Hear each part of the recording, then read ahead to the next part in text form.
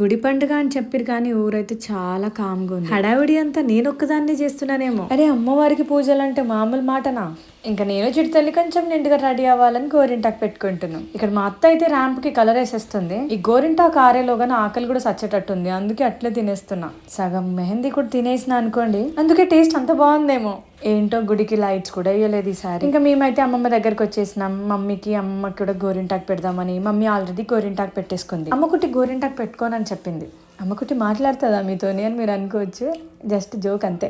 ఎవరో ఇక్కడ DJ songs పెట్టుకొని పెద్ద సౌండ్స్ చేస్తున్నారు. అమ్మకుట్టి చాలా భయపడిపోయింది. ఇంకా అమ్మమ్మకి అయితే కొత్త పెళ్లి కూతురులాగా రెడీ చేసేస్తున్నారు ఇద్దరు.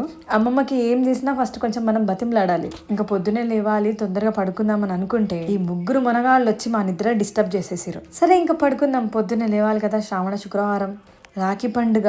ఇంకా ఇది నా అవుట్ఫిట్ ఇవాళకి. ఫ్యామిలీతో ఎట్లా సెలబ్రేట్ చేసుకున్నారో చూసేయాలి అనుకుంటే ఇవాళ లాంగ్ వీడియో వస్తుంది, డోంట్ మిస్ ఇట్.